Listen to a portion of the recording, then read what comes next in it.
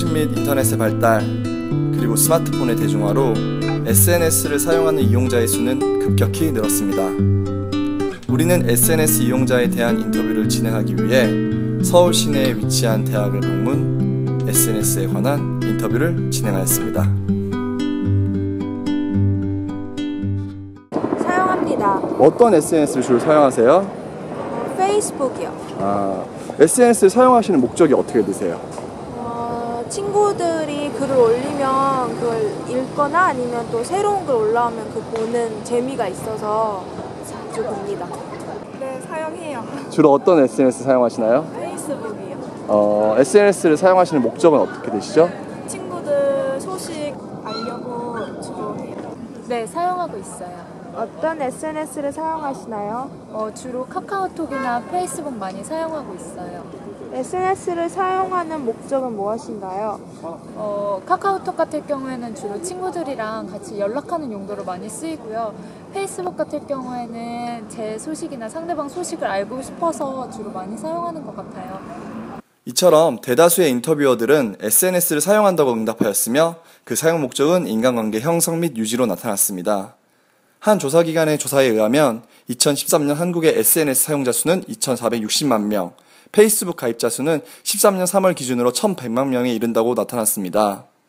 이러한 SNS가 우리 삶에 들어올 수 있었던 이유에 대하여 인터뷰를 진행하였습니다. 어떻게 일상화가 됐느냐는 기본적으로는 기술적인 혁신이 그것을 뒷받침해줬기 때문에 그게 기본적인 베이스가 됐겠죠. 근데 어떤 기술적인 환경 위에서 사람들이 타인과의 커뮤니케이션에 대한 욕구, 그리고 또 타인들 앞에서 자신을 표현하고자 하는 욕구, 이런 소통의 욕구와 표현의 욕구를 충족시키는데 이와 같은 그 SNS나 인터넷 환경이 조응해주는 측면이 많기 때문에 그것을 통해서 사람들이 많이 거기에 참여를 하고 활용을 하고 있는 것이 아닌가 하는 생각이 들어요. 그러니까 예를 들어서 트위터나 카톡을 예를 들자면 요즘 젊은 층 같은 경우에는 어떤 정보 전달이나 과거에 우리가 전화를 하듯이 카카오톡을 사용하지 않거든요. 밥을 먹으면서 뭐 먹니? 나 지금 뭐 먹고 있어? 맛이 어때? 그죠? 우리가 그런 매체 없이 면대면 관계에서 서로 의사소통을 하고 관계를 만들어 가듯이 이것을 매개로 해서 관계를 맺고 있는 거죠.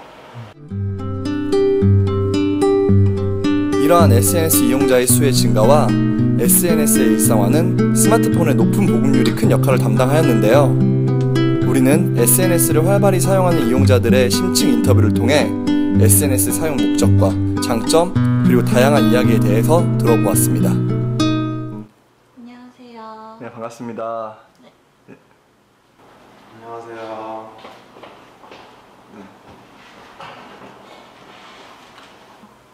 주로 친구들의 소식을 보고 또 댓글을 남기거나 또 나의 일상을 공유하기도 하고 보통 인간관계 때문에 사용하는 것 같아요.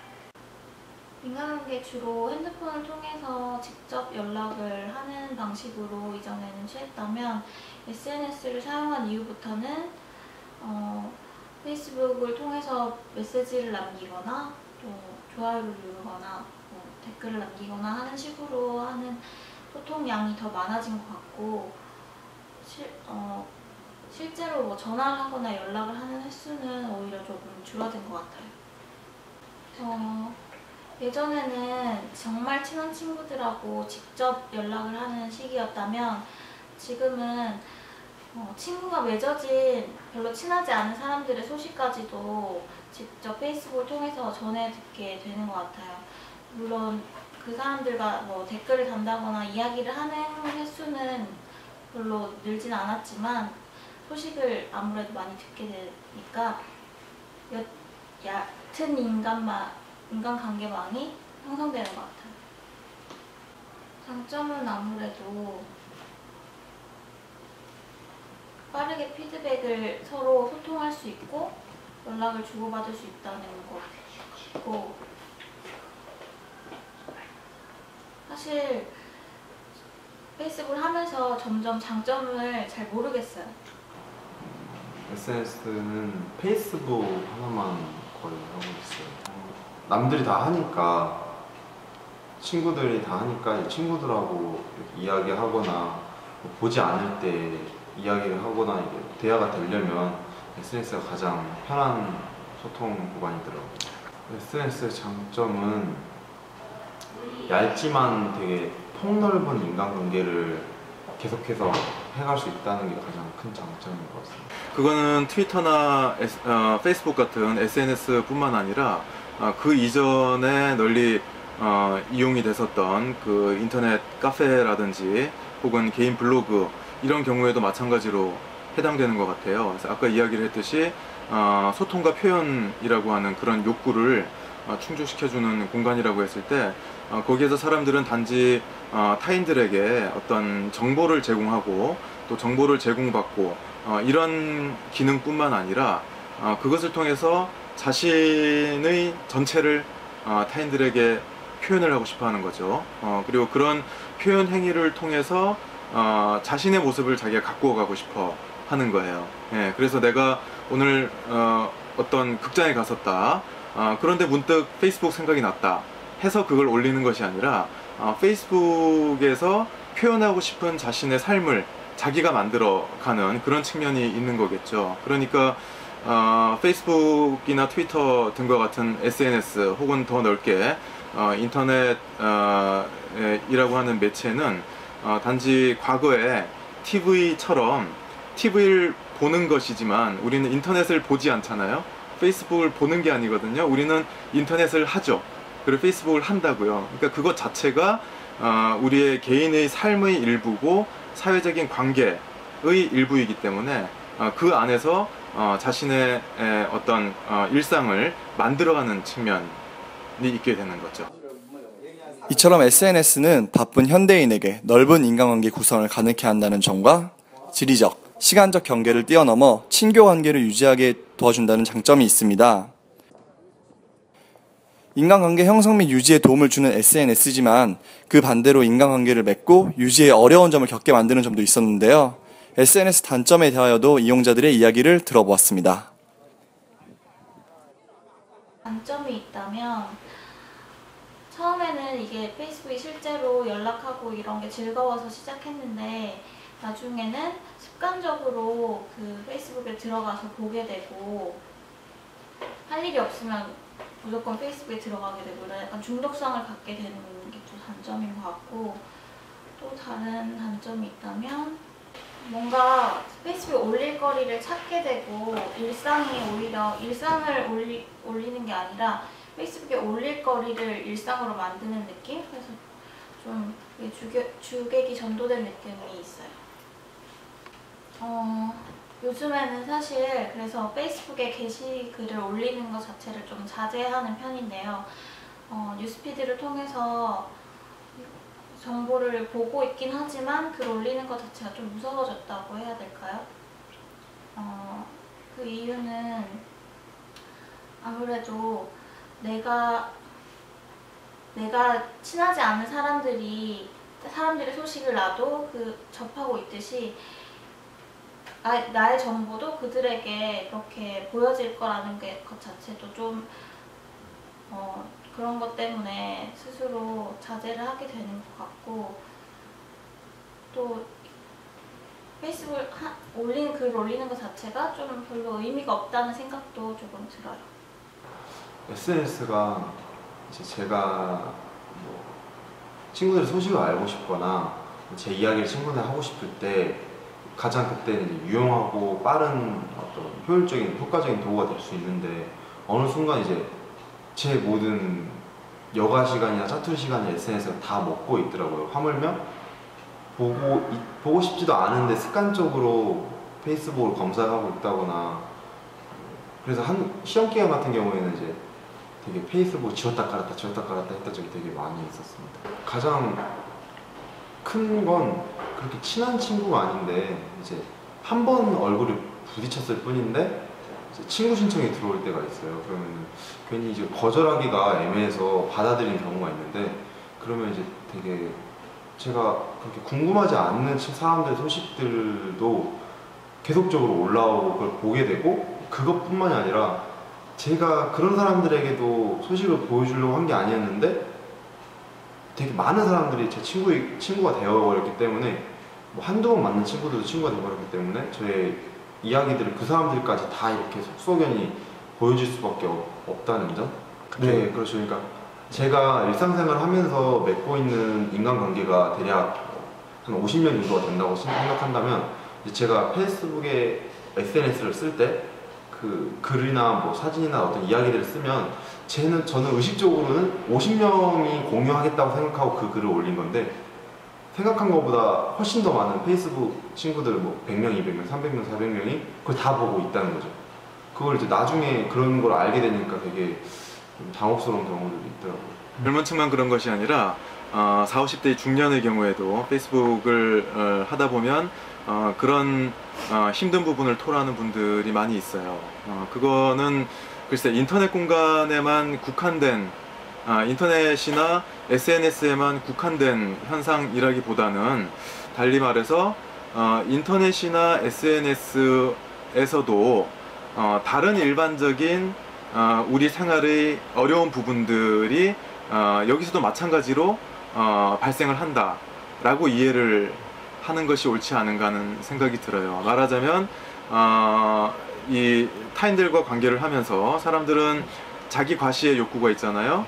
그리고 자신의 어두운 면, 숨기고 싶은 면이 있다면 다른 한편으로는 다른 사람들한테 보여주고 싶고 칭찬받고 싶고 이런 측면들이 또 있는 거라고요. 그러니까 이 SNS나 인터넷에서도 마찬가지로 사람들이 그와 같은 어떤 욕구들, 이런 것들이 표출이 되는 것이고, 그것으로 인해서 사람들이 상대적인 그런 불행감을 느낄 수가 있는 거겠죠. 그러니까 그런 상대적인 불행감은 상대적인 박탈감과 결코 무관하지 않은 것이고요. 다만 거기서 상대적으로 자신이 더 불행하게 느껴진다라고 하는 것은 객관적으로 어떤 자기와 관계 맺고 있는 타인이 자기보다 더 행복해서가 아니라 더 행복한 모습을 그 사람들이 보여줬던 것에 우리가 영향을 받고 있는 것이죠. SNS를 통한 상대적 박탈감. 과연 우리는 이 박탈감을 해결하기 위해서 어떤 자세로 SNS를 사용해야 하는 것일까요? 인터뷰 대상자들에게 SNS에 대한 우리의 자세 물어봤습니다. 많은 사람들이 이미 습관적으로 페이스북을 하는 것 같고, 또 정말 그 뉴스피드라는 말 그대로 뉴스를 어미새가 아기새한테 먹이를 주듯이 이렇게 우리가 받아먹고 있지 않나, 되게 주체성 없이 페이스북을 사용하고 있지 않나 이런 생각이 들고, 또 게시글을 올리는 것부터 또 다른 사람의 게시글을 보고 이런 것에서도 항상 자기 중심을 갖고 있어야 할 것 같아요. 가장 어떻게 SNS 잘 사용하는 방법은 뭐 그걸 통해서 뭐 사람들 인맥을 쌓거나 뭐 그런 사람들 되게 많지만, 저 같은 경우에는 현실에 가장 현실에 집중하다가 SNS 같은 경우 정말 비중을 굳이 따지자면 9대1 이어져 있긴 하지만 절대 현실을 우위에 서는 공간이 되면 안 되는 것 같아요. 그러니까 저 같은 경우는 그냥 쉬는 집에서 그냥 가만히 있는 날에 생각보다 한 2-3시간을 이렇게 SNS를 하고 있는 경우가 있는데, 그런 경우가 이제 현실을 압도하는 그런 시간이겠죠. 정보사회에서 사람들에게 한편으로 도움이 되면서 바로 그 같은 동전의 이면에서 사람들을 더 힘들게 하고 때로는 더 공허하게 만드는 그런 측면이 아닌가 하는 생각이 들어요. 이런 정보에 우리가 쉽게 접할 수 없었던 그런 사회적인 환경에서는 우리는 정보를 얻는다라고 이야기를 하죠. 자기가 애써서 어떤 정보를 얻고 싶은지를 먼저 결정해야 되고, 그 다음에 그 정보를 자기가 공들여서 얻어야 되는 거였죠. 그런데 지금은 반대 측면에서 어려움이 발생하고 있는 거예요. 우리는 정보에 노출이 되고 있죠. 네, 가만히 있어도 뉴스피드를 내리면 계속 정보들이 나한테 흘러 들어오고, 인터넷 포털에 들어가도 계속 정보들이 흘러 들어오고, 트위터를 열어도 계속 거기서 정보가 흘러 들어오죠. 그러니까 내가 어떤 정보를 필요로 해서 그것을 공들여 얻는 것이 아니라 정보가 나를 둘러싸고 있고 내가 그것에 노출이 되어 있는 상태인 거죠. 그렇기 때문에 그 정보의 홍수 속에서 과연 어느 것이 나에게 의미 있고 필요한 정보인지를 분별해내기 위한 지혜가 과거 어느 때보다도 요구되고 있는 그런 시대에 살고 있다고 할 수가 있을 것 같고요. 거기서 더 나아가서 이야기를 하자면 정보라는 것과 지식은 다른 거거든요. 우리는 많은 정보들을 갖고 있는데 그 정보들이 과연 무엇을 의미하는지, 그리고 이런저런 여러 가지 흩어져 있는 정보들이 서로 어떻게 관련이 된다는 건지, 이것을 우리가 이해할 수 있을 때 그것이 하나의 지식이 될 수 있고 나의 삶에 의미 있는 한 구성 요소가 될 수 있는 거예요. 그런 의미에서 우리가 노출되어 있는 그런 많은 정보들을 단지 이 어떤 단편적인 정보로 끝나게 하는 것이 아니라 나에게 의미 있는 지식으로 변환시킬 수 있는 그런 지혜가 필요한 시대가 아닌가 하는 생각이 듭니다. 저는 기본적으로 정보사회의 여러 가지 중요한 매체들, 인터넷, SNS, 스마트폰과 같은 그런 매체들이 과거에 비해서 우리를 더 불행하게 만들고 있다라든지 우리 사회를 더 문제 있는 사회로 만들고 있다고는 전혀 생각하지 않아요. 과거에는 가능하지 않았던 많은 좋은 것들을 가능하게 만들어준 그런 측면이 있다고 생각을 하고, 하지만 우리가 그런 기술적인 수단들을 어떻게 주체적으로 나의 것으로 또 우리의 것으로 만들어내느냐가 우리한테 남겨져 있는 중요한 과제가 아닌가 하는 생각이 들어요. 그러니까 그런 기술 자체는 우리에게 선도 악도 아닌 것이고, 그것이 우리에게 무엇을 의미하도록 만드느냐, 이것이 중요한 과제인 것 같다는 생각이 들어요. 그것을 하기 위해서는 우리가 그런 매체, 기술의 단순한 소비자 혹은 어떤 수인, 거기에 종속된 그런 존재로 살아가는 것이 아니라 우리가 그것을 능동적으로 또 선택적으로 활용하고 변화시켜 나가는 그런 자세가 필요한 것이 아닌가 하는 생각이 들어요. 네. 그리고 한 가지만 더 추가를 하자면 인터넷이건 SNS건 간에 보다 넓은 일반적인 우리들의 어떤 삶의 자세들, 그리고 타인들과 또 우리의 사회적인 환경과 관계 맺어가는 그런 방식들, 이런 것들이 밑바탕에 깔려야 한다고 생각을 해요.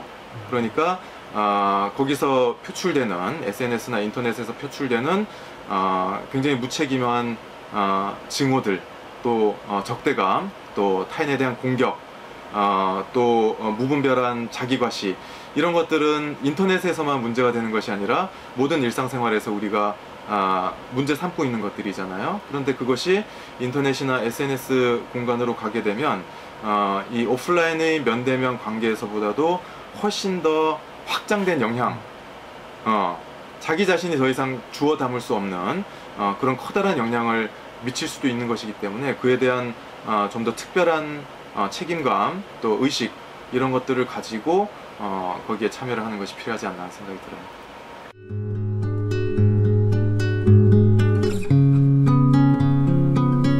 이처럼 장점과 단점이 공존하는 SNS. 인터뷰 대상자들은 주체적으로 SNS를 사용해야 한다고 주장하였습니다. 지금 SNS를 사용하고 계신 여러분, SNS에 대처하는 우리의 자세 고민하셔야 하지 않으실까요?